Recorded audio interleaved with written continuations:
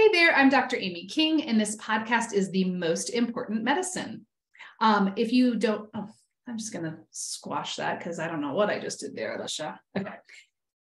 Hey there, I'm Dr. Amy King, otherwise known as Dr. Amy, and this podcast is The Most Important Medicine. If you're a physician or healthcare provider, this podcast is for you. This is where we learn about trauma-informed medicine and ways to build resilience in healthcare organizations. We do this through stories. The stories of yours and others, professionals and patients. We listen to each other to transform medicine with compassion and curiosity about what it means to be a trauma-informed practice or provider. Every time you join me, I want you to hear practical information and leave with tangible tools that you can use with patients right away. Today, I am talking with a special guest, Dr. Alisha Moreland-Capuia. Alisha is the founder and director of McLean Hospital's Institute for Trauma-Informed Systems Change, and she is the author of The Trauma and Racism and Training for Change. I want to say I am especially excited to have Dr. Moreland-Capuia here on the podcast because I get to nerd out just a little bit about research and all things trauma-informed. She has an article that came out earlier this year, and as soon as I saw it, I reached out to her and asked her to be on the podcast. I was so thrilled to see this because it's so needed in our field. So welcome, Alisha. Thank you so very much, Dr. Amy. So glad to be here with you today and to share virtual space. Very appreciative. Thank you so much. I'm so excited. What else would you add to your introduction about who you are and what you're doing? I think that's a nice synopsis. Hopefully in our conversation today, folks will get to kind of really know that this is heart work for me, H-E-A-R-T, and that will definitely shine through in our conversation. So just thank you again for inviting me to, again, be in this space with you today. Yeah. So I want to just dive into some of this work you've been doing around how do we know when a system or an organization is trauma-informed. So will you back up for us and just say, what would you say your definition of a trauma-informed organization is? Absolutely. I think that this is actually one of the most important questions. Oftentimes when I ask the question, Dr. Amy, I'll say to folks, what does it mean to be, what is trauma-informed care? Everyone has a pretty good idea. It's like, oh yeah, well, we certainly want to prevent re-traumatizing those we serve. We certainly want to demonstrate compassion, right, to suffer with others. We certainly want to create an environment that's safe enough for folks to engage. However, the missing piece, right, no true system or person is truly trauma-informed if the focus is only outward. There has to be an inward focus. So just as much as we are concerned about ensuring that we are facilitating healing for those we serve, we also have to be concerned with those we serve with. So that means individual members in the organizations, the healers, the servants, those who are doing the work. There has to be an environment of healing that they are working in as well. In other words, the basic frame, and it's really this simple for me, that to the extent that I am working on my own healing and I am putting safety at the center of what I do, is the extent that I can facilitate that for other folks. And so trauma-informed systems change, it's me, you, it's the front desk staff, it's those we serve, it's those I partner with, and we're making sure that we're creating the conditions, and this is really important, creating the conditions where every single person can feel seen, valued, heard, and respected. And it really sounds simple, but it's not happening enough. It is not happening enough. And I'll tell you, I'm sure you experience this as well, but I can't tell you how often I talk with organizations that say, I think we're trauma-informed with our patients, or I think we're trauma-informed, but we're not trauma-informed with each other. We treat each other horribly, or we don't do the inner work. Where do you even begin to start with a practice like that, or an organization who says, yeah, outwardly facing, we're trauma-informed, but not inwardly? Exactly. So as simple as this, I ask the question generally, I'll say, how many of you walk into your office and no one greets you? You would be amazed. 60% of folks will say, 6 out of 10 folks will say, I walk into this office of which I commit 40 to 50 hours a week, yes, and no one ever greets me to even say, Dr. Amy, how are you really? Mm-hmm. Right. Mm-hmm. And it's interesting because what we already know, and everyone knows what the literature suggests, is that loneliness essentially is a silent killer. right? And that what all human beings deserve and need and require is to be connected and to be understood. And the workplace is one very important place that we can create these conditions. And so it's as simple as that. So I ask questions like, do you speak to each other? Before we even start a meeting, do we pause and maybe do some sort of quiet reflection together? Are we able to be curious together, right? Are we asking questions and not making assumptions? And are we able to, I typically ask folks where we start at the very beginning, and this is some real practical advice. It says, let's just start as simple as this. Before you and I even engage in a conversation about things that we want to change together, let's think about, number one, not what we don't agree on, but what we do. Number one. Number two, can we come up with some, what I call community agreements, things that we are here at the end of the day, here's what we can agree to as we engage in this space so that we can do it genuinely. We get to stand on our respective truths, right? But we do that with humility, right? And so I'm able to have a conversation. We're able to set together, we co-construct. It's in the co-construction of these community agreements. We understand that one example is breakdowns will result in a breakthrough. We're going to extend grace. We recognize that everybody here has something to give. I even ask people, I say things, I want everybody to be just as eager to learn as they are to teach, because we have some folks who like to teach, but they don't want to learn, right? So we're like, there's an opportunity for us all here. And so there's a list that we generate. I'm working with a 19,000 member organization right now, and we are doing this work quite powerfully. We know that there's a scale, right? So you have trauma awareness, and this is work that was done by Diane Wagenhals and her group, that essentially were able to demonstrate that if you have 2 hours of training, it makes you trauma aware, 12 hours of training makes you trauma informed. But if your whole organization wants to be trauma informed, it's about 1.5 years or more. Yes. And so there's also the recognition that it takes practice, it takes time, it takes repetition, and it takes intentionality. So those are just a few examples.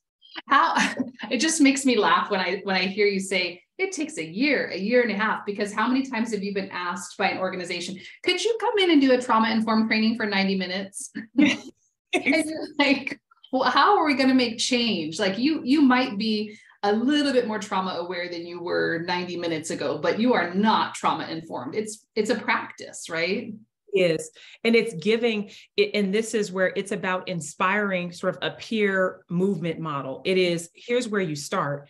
And I believe in you so big, and I believe in your capacity to do things. Because see, this is the thing. We're dealing with smart folks who already know things, and sometimes they just need that little spark. And so it's like, I'll give the spark, and then you light it on fire. I'm going to say, so the 90 minutes is really an introduction, and it's an opportunity for you all to think collectively about. We actually even start the process in my trainings, and I do 60-minute trainings for some folks because that's all they can, that's all they can really have time for at the beginning. And I'll say, here are some things that I'm going to ask you to start working on intentionally, daily, weekly, monthly. So you get to start, and then invite me back and we'll do another 60 minutes. But it requires check-in. It's a daily practice. And as new information becomes available, I ask folks to be open. Don't prematurely close the loop on your ability to learn and grow, because you deserve that. Say more about breakdowns equal breakthroughs in organizations, because I think that sometimes people are afraid of having the tough conversations about their workplace culture that could be transformative, but they're so scared to have it. Absolutely. I think one of the important pieces, right? I want to know, I'm a parent, I've got children, and the way that we manage our household is I'm just as open to learn from my children as they learn from me, right? It's like I have something to learn from everyone. I also know that there are times where there are certain things that are negotiable. It's like, oh, sure, we can negotiate that. And then there are certain things that are just sort of non-negotiable. And in the non-negotiable things, even though my children may not be that happy, they still know at the end of the day that I love them, yes. Right? And so it's how do we create dynamics in workspaces, and we don't have to be family, but we do have to demonstrate compassion and respect and dignity, where there's a way for us to appreciate the very human phenomenon that nothing nothing, no growth process ever has come in the absence of disruption. And let me say that another way, that anything that grows mandates disruption. And what can come from that is something so incredibly beautiful. So I give the metaphor of a volcano. Now we know what a volcano is. It's a buildup of carbon, but lots of things have to die first, which is so interesting, right? You get this buildup of the volcano. Eventually it explodes, but then there is beauty in the ashes. We get new life, a new ecosystem, new plants, new flowers. And so it is this image that we have to get to this point. And being trauma informed, because I think people often get this confused, they almost think that it comes in the absence of conflict. No. It actually is the presence of conflict and leaning in and finding a way forward, right? So it's because it's this misnomer like, oh my gosh, you can't have, no. If we are going to grow together, we create a comfortable place where everybody feels like, again, you can come and stand on your truth with humility. And our sole agreement though, is that our trajectory has to be ever upward. We've still got to be moving. Right? And so there are going to inherently be breakdowns. Yes. That's a requirement. I love this idea that there's this presence of conflict that must be present to create change. And it's interesting that you use the analogy of the volcano, because as you're probably aware, the volcano is erupting in Hawaii right now. And I have dear friends that are Hawaiian that I'm like, are you worried? Are you worried about your family that's still back home? And like, they're like, no, this happens. This is just part of change. And so it's such a beautiful example that you just used, because the Hawaiian folks are not worried about it. It's, kind of people watching from the outside going, oh, geez, is everything going to be okay? And it's the same thing for trauma-informed systems change. That's awesome. Would you mind just sharing with folks how you got into this work around trauma-informed systems change? And that'll kind of lead us beautifully into your article. And I want to hear about the work you've been doing. Absolutely. I'm going to take us back to, and folks are going to, get ready. I'm ready for the quintessential eye rolls. It's okay. I can tolerate it, but I'm going back to the fourth grade. Mm-hmm. And it's interesting because in the fourth grade, I had a fourth grade teacher named Cheryl Abba, and Mrs. Abba asked us all in the fourth grade. I was 8. And that's been a long time ago, but Miss Ava asked us to write these do you remember those little spiral bound books? You write the books and then you put the little spiral bound. Yes. Okay. So she's like, okay, you have to tell this story. And I'm like, okay, I'm going to write. I was a pretty decent writer, not a great artist, but I could do a few things. And so I recall in this spiral bound book, which I titled, if I were able, right? And so I had written things in this book, like I would help Africa, that I would make sure that folks got fed, that, that I would work a job. Now, back then, working a job for me, I said I'd work at Burger King. I didn't really I'm like, it's a job, but when you look back, it's interesting for me. I had always felt that there was something that a part of the human condition that I should be able to help. And while I didn't have words for that as an 8-year-old, I'm like, there's something there that I feel like I can help be better and I can do better. Now, as I got older through the process of time and education and those things, I realized that what I was appreciating was suffering. And that my real goal as an 8-year-old girl was, I want to reduce human suffering.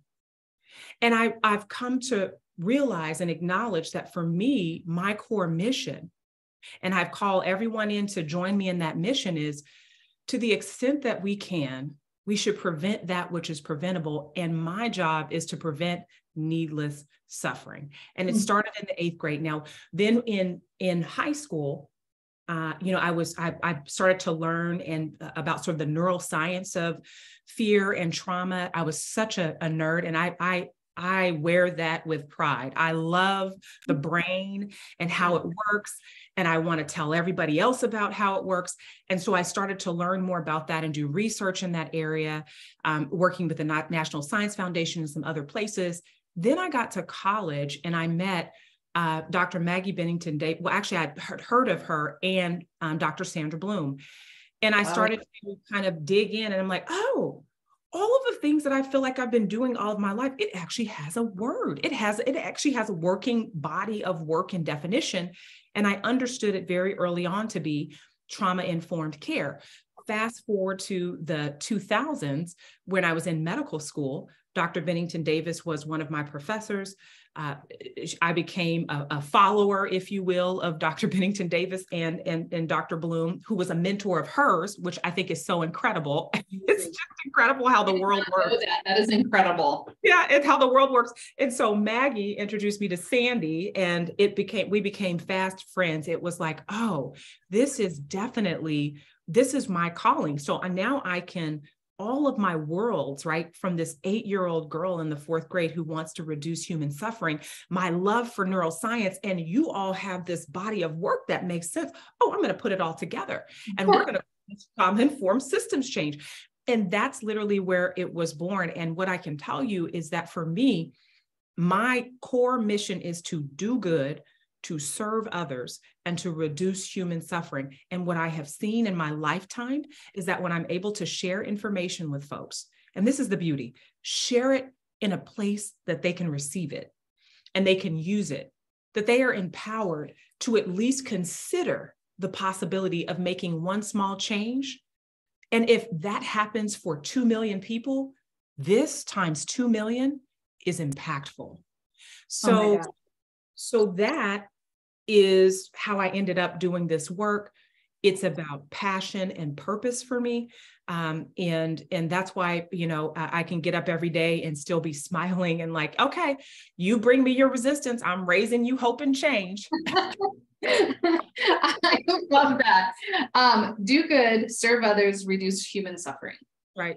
I'm so grateful for the 4th grade Alisha right now at this moment, because I read your article and I was like, this is everything. And for folks that listen to me or have worked with me, this is like trauma-informed care and systems change is my passion. I train healthcare organizations on the daily, and we don't have anything like this. I'm looking at Alisha's article for those of you that are watching on video later, but for those of you that are just listening, I'm going to just be looking down a little bit because this article is rich and incredible.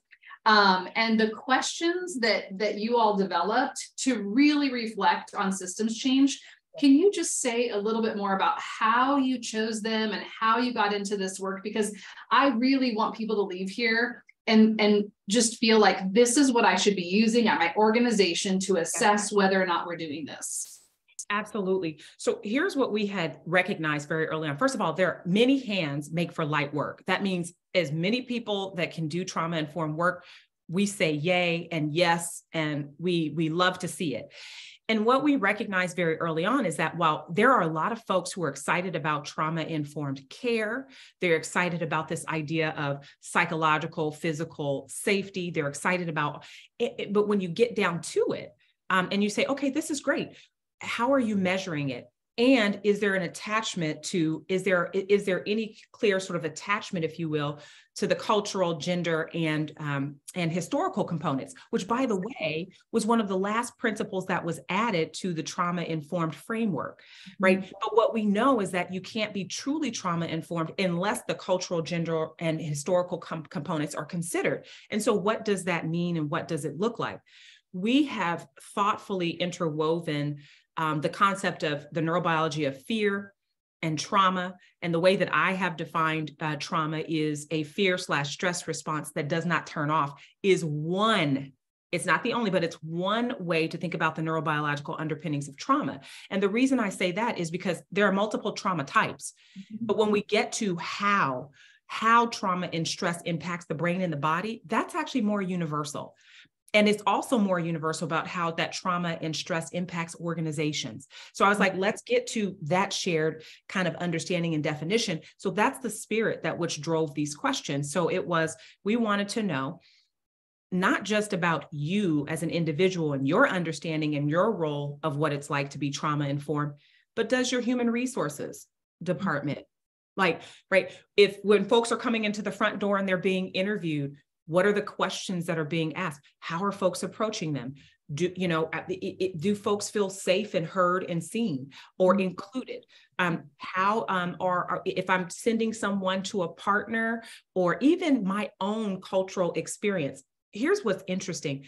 Some folks will say no one has ever asked them, like, if their cultural experience impacts how they show up in their jobs. Ever. Isn't that wild? Isn't that? And the questions that you ask around that on this survey, I have to say, if people aren't able to look back at this and reflect, and I want people, I hope when people do any kind of assessment, like, it's a learning tool, right? Exactly.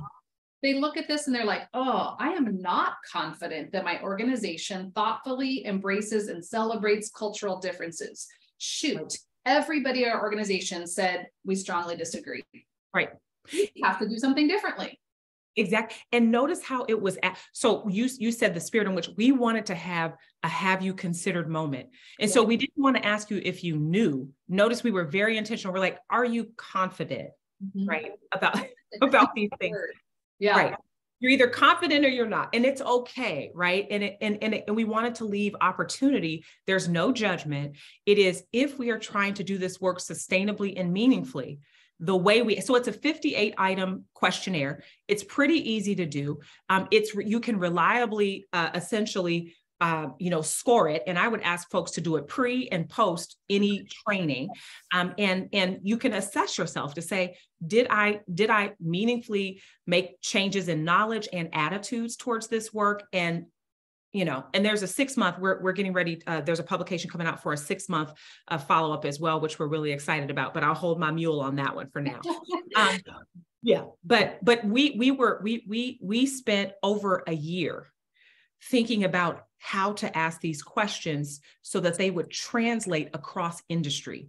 Because Dr. Amy, as you probably know, because you do this work every day too, and thank goodness that you do, right? It is, you'll have like one-offs, right? You'll have one for education. Right. Then you don't have one for the justice system, and it's not as reliable. The Gain Center even said that, oh, we got this for like the justice system, but we haven't really been able to, it's not reliable enough at this point. Yeah. And so our goal was, how do we create a survey that translates across industry and even transculturally? So I'll give this quick example. Yeah, please. Our curriculum, we trained, we do 2-day workshops in our institute, which drives a lot of this work and drove this current publication in the Journal of Public Health on establishing a trauma-informed, culturally responsive survey. So essentially, we train 54 dignitaries from Angola, Africa, in Portuguese. And then we train all in Portuguese. Wow. And we did our pre and post using that survey that you have in your hand, because we also wanted to make it open access. We wanted everyone to have the survey. It's like, this is not, we want everybody to have what we have. Okay, full stop. Open access. Everybody listening, open access. There's no reason you shouldn't be looking into your organization. It is free. It is out there, thanks to Alisha and her colleagues. Do pre and post surveys anytime you have someone coming in to do these trainings in your organizations. Okay, sorry. So you did this? Yeah, no, thank you. Thank you so much. No, thank you so much. Because that's the goal too, right? It's about accessibility. We're like, there should be no excuse. You don't have to buy a journal, your publication. It is open access for you to use. So thank you for highlighting that point, or emphasizing it. And so we then had, did the pre and post with this group who we taught fully in Portuguese. And we saw that the results were similar to those we did in English, meaning that there were statistically significant increases in knowledge, in attitudes, but also in their confidence that they could take the work and take their knowledge and do something positive with their systems. Now we're talking 30 million folks impacted. So this is the impact. 54 dignitaries trained, 30 plus million folks impacted by policy changes, by practice changes. That's the impact that this work has. But we compared the Angolan dignitary group with a group of National Health Service workers from the UK. Okay. Also similar, because again, my question is, does it translate transculturally, not just across industry? And what we found is that it does. Because trauma is probably the most veiled epidemic that exists out there, but it impacts everybody. And so that means that it's trauma and healing has to be everybody's business.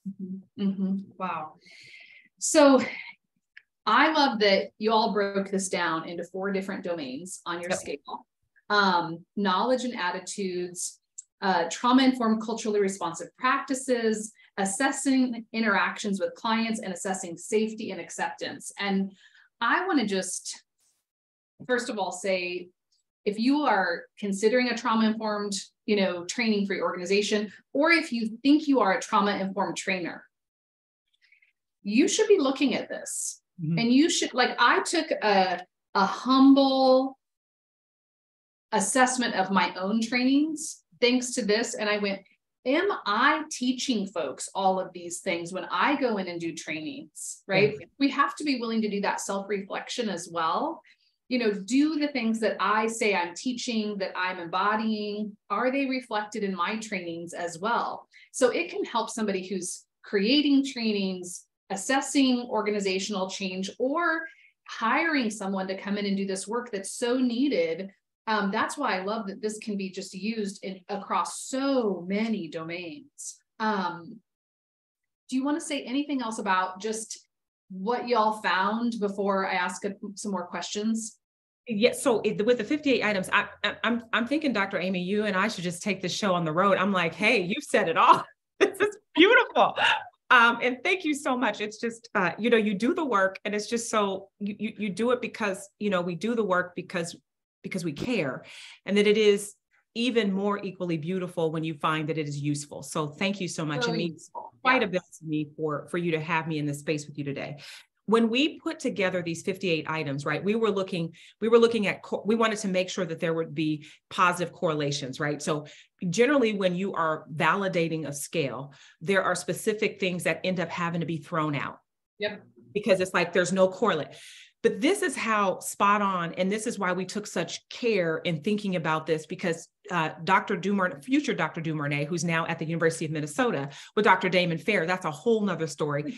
But at the time, she was a research associate, now in graduate school. Just so proud of her work, but she's a co-author and co-creator of the survey with me.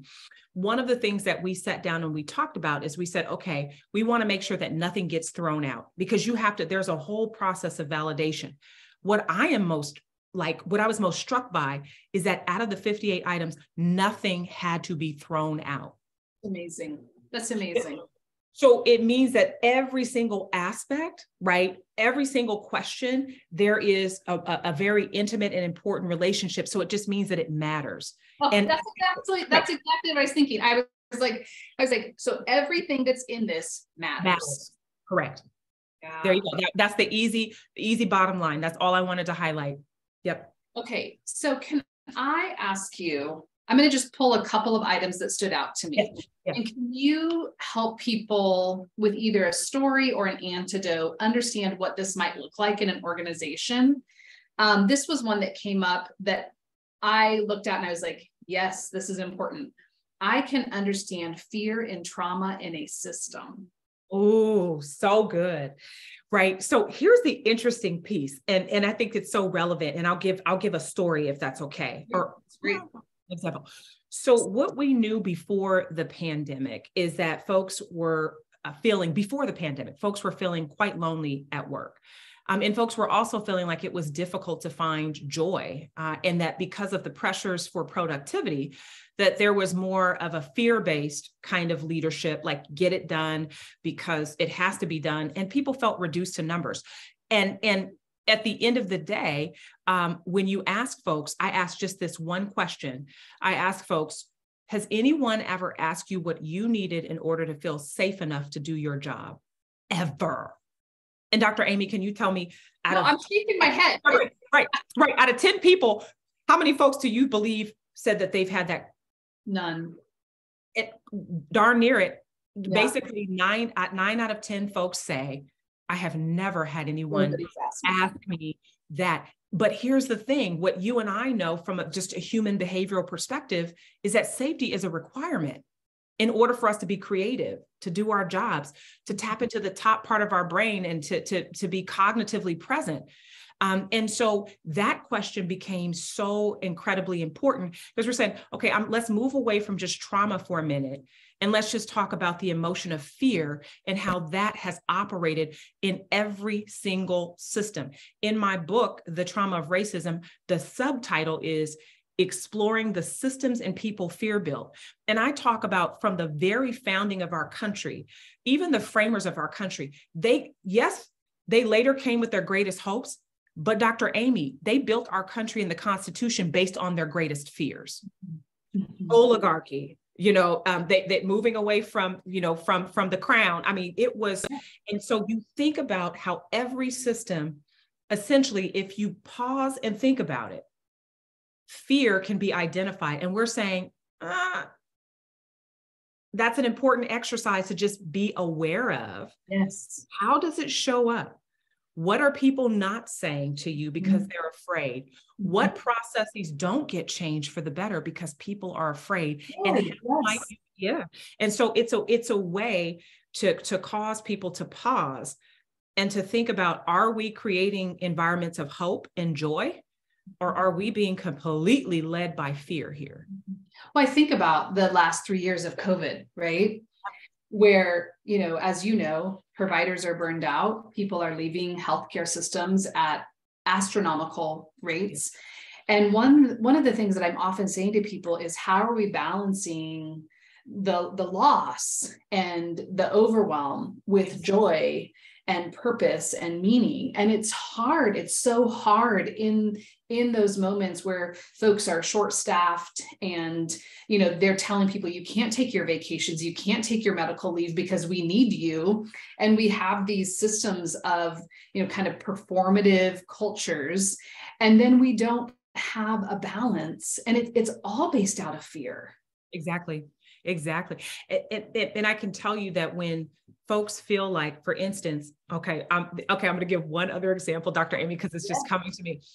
So to be a trauma-informed organization, and Dr. Bloom will say this, and Dr. Maggie will say this too, Bennington Davis, that is, that you have to be a feeling organization.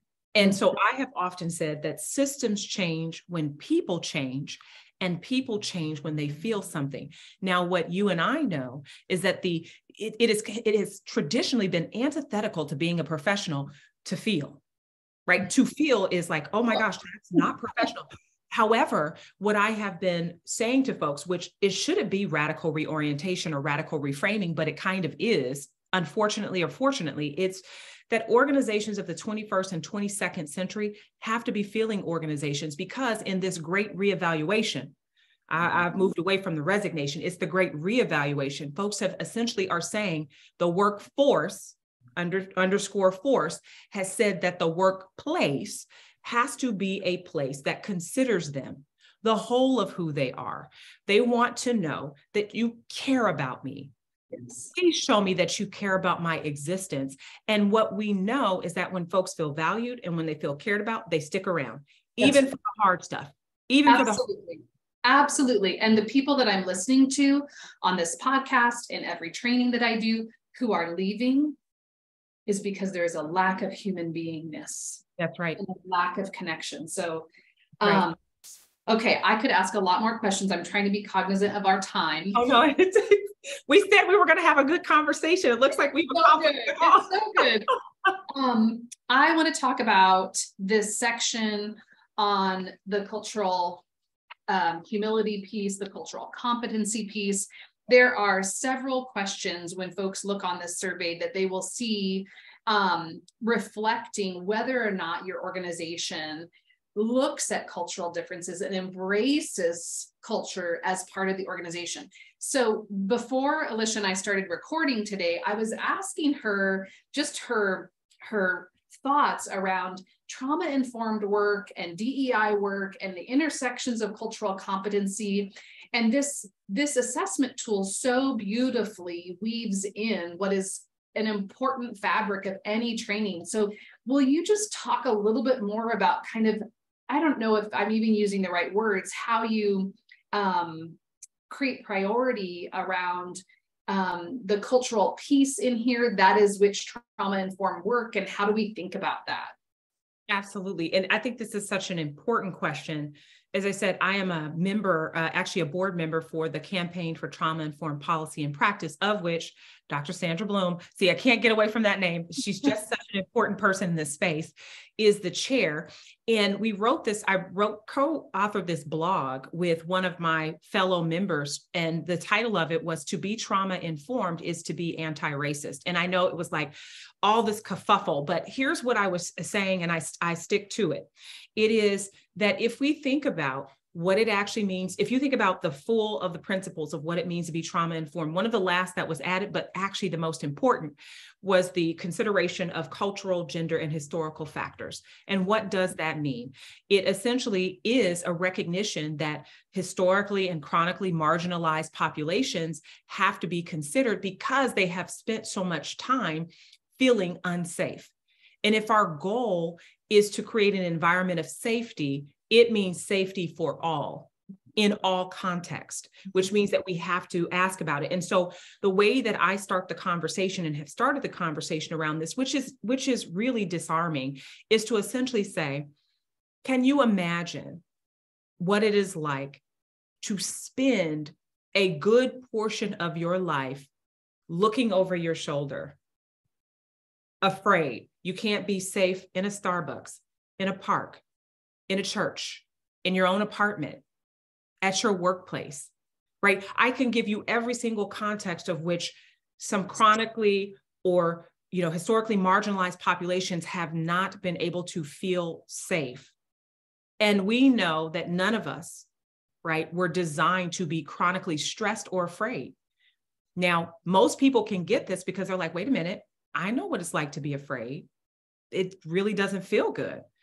Now I want you to imagine that 24/7, 365. And if you think that's manageable, and then I attach that, Dr. Amy, to my call to our shared humanity to say, a part of our responsibility is to prevent that which is preventable and to reduce needless suffering.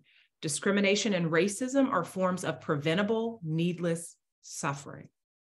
And from that particular frame, we're then able to ask very specific questions, right, about an organization's responsibility to keep every single member safe and to keep safety at the forefront of the work that is done. And so it's that space that allows folks to engage and to say, okay, now we can get creative around that, around with this. And the beautiful thing is, when I ask the question about what you need to be safe, I don't have to make assumptions. You tell me what you need, and then we co-construct a process together that creates the environments, catch this, that we all deserve to be able to work in. Oh my gosh. Can I just say what that there's so much you're saying right now that's so rich and important to me, but what you just said about safety, so often people say, how do you make someone else feel safe? And I said, ask them. Yes. Ask. Right. The other thing that I just want to underscore is what you're saying in this assessment. And if people really take this as a genuine reflective exercise for themselves, that it is a core assumption that we will include aspects of culture into what is trauma informed, or you're not doing the work. There you go. Listen, I'm highlight. Boom, boom. Yes. Come on, Dr. Amy. Come on. I mean, it's everything. So I want to just, before I do some rapid fire, I just want to again underscore to everyone, this is open access. Everybody who's doing trauma-informed work, every organization who is hiring someone, every person who is reflecting on whether or not I'm training people to be trauma-informed should be doing a reflective exercise and then a pre-post survey. It's out there. Can we use it now? You said you're updating 6 months. It's free to use. We are adding because these are kind of primary and secondary outcomes that we were able to demonstrate consistently, again, across multiple groups, which it's just so powerful, right? And I've been doing this work for 19 years and I've been letting everybody else do the assessment. But then I said, you know what? Let me just hop into the space and do my own, right? This is, and so we also believe that there's the tertiary outcome, which is even more important, is after you've increased knowledge, after you have, said you had more confidence, did you do something different? So we've got the 6-month data, that demonstrate that folks have taken what they've learned and they have changed things, which that's the important thing. So this second publication that's coming out from the Institute itself, which is a spinoff of this, will demonstrate how effective the curriculum is, but also the survey.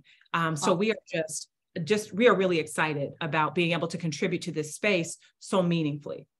I love it. So we will link up to Dr. Bloom's work, Dr. Bennington Davis's work. We'll link up to the survey. We'll put all of that in the show notes. It also sounds like, as a side note, it would be amazing to have a conversation with the now Dr. DeMornay. Yeah, DuMornay, yes. Oh, she's incredible. Yeah. She's at the University of Minnesota working, and I mean, she is, I would encourage it for sure. Doing the good work too. Okay. Here's our rapid fire, if you will. What is one thing that folks are getting wrong about trauma-informed work? Oh, I'm going to do a little friendly reframe. I would say an area that I would want folks to be more curious about. Awesome. And that is how universal this is, and that trauma-informed work should actually be a universal precaution. And yes, if we have it as a universal precaution, I think the world would be, I know, I'm going to do in my Oprah moment, what I know for sure, I know the world would be a better place. I 100% agree with you, 100%. This is so easy to circle back to because you told such a beautiful story. But if you could go back and talk to young Alisha, what would you tell her? Oh, goodness, so many things. Well, one would just be like, oh my goodness, there are just certain things that like the universe and the spirit, I call it, God gives. And I would just rest assured that I would tell my 8-year-old self that everything that I felt back then, it meant something, that it was a brewing for greater good, and just to rest in that. Because there were moments where I'm like, should I be thinking this deeply about? I'm 8. But now in retrospect, I realize that, again, there are just certain things that are put in you that you're destined to do, and it's a part of your fate. And so that's what I would say, just be secure in the fact that you're exactly where you're supposed to be at this moment. Oh my gosh. I wish we could just tell all little old selves that, but you were in 4th grade doing social justice work. You were like creating a foundation. I just love it. I think often in healthcare, people get intimidated by professionals. And I'm sure people listening to you today are like, oh my gosh, her mind is so beautiful and articulate. And will you share with our listeners, what's one thing that makes you a perfectly imperfect human being? Ooh, everything, Dr. Amy, and I'm not afraid to say it, okay? Because a part of the reason, and this is the thing, like, people talk oftentimes about success, and I've since really shifted away from this idea of success. And I really tend to lean more into the concept of mastery. And in mastery itself, it is the recognition that in order for me to hit the mark, I have often missed it. And that means that there's a continuum, right? It is, I'm learning and unlearning and relearning. I'm open to new information. And there are just things that I just don't know. And I'm okay with not knowing. But here's what's sort of like my superpower. People will ask me things and I'm like, I don't really know, right? Today, but I can know tomorrow, right? Yeah. So I'm okay. And I don't have, in this healing space, it doesn't mean that I've been unscathed. It doesn't mean that I haven't had my own wounds or scars that have come from the process of supporting and helping. And it really is the recognition of my own humanity, vulnerability, and brokenness, which, by the way, I think there's functionality in the brokenness that I've been able to give so genuinely, right? Don't put me on a pedestal. Don't make me, I'm human just like everybody else. And in because I'm human, I know that I can call on other humans to do exactly what I'm doing. Everybody can do it. It's like, we may not do the same thing, but everybody has an opportunity to serve from where they are. And that's what I encourage. We all have something to give. And it's about ownership. If you take 0.005% and I take 1%, it's okay. Let's all take ownership in what we can do on this earth together to create the conditions for healing and safety and belonging. And that's really it. But I'm far from perfect. Honey, far from it. Same. I do love, and I didn't have this question written down, but I do love, you are a very hopeful, positive person. And you said it a little, maybe halfway through our interview, I can't remember exactly your skepticism with, what did you say? Look, you bring your resistance, which is grist for the meal. You bring your resistance and I'm going to raise you hope and change. Yes. I believe. And I've been, like I said, I know folks make assumptions about, how old folks are and things like that. We don't have to get into that, but I'm like, I'm old enough to know, I really am, that it's the one thing, hope is the one thing that I personally cannot afford to abandon. And in this work, I have seen so many people, so many organizations heal. And that, Dr. Amy, is the great promise, is that just like people, organizations can heal. I've seen it.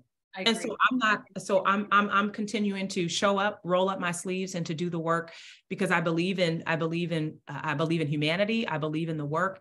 And I believe in you and me, right? Because we're doing this, right? So that's right. And if we can do it, other people can do it. Absolutely. 100% agree. Okay. Last question. It's 11 o'clock at night. Yes. And you have a food craving. What do you reach for? Some Ben and Jerry's peanut butter cup. And sadly, but also, no shame, because there's no judgment here, I will eat the whole pint. It's so good. Oh, there's no judgment there. There's no judgment there. And can I just tell you, from my own small research study, we could fuel doctors on Ben and Jerry's popcorn and whiskey. Because I ask all of you, like, what do you reach for at 11 o'clock at night? I'm telling you, Ben and Jerry's popcorn and whiskey is fueling our system. Oh my gosh. I want to just take a moment. We'll link up to all of your important work. Thank you for giving words and meaning to the work so many of us are doing. You are beyond what I could have imagined speaking to today, inspiring and brilliant and justice-oriented. And thank you for doing this work. Thank you for putting stuff into the community so that everyone can access what is, I think, the most important medicine that we can be. So thank you. And thank you for being with me today. I really appreciate you. Thank you. Right back at you. Thank you. From one healer to another. Thank you. Many thanks.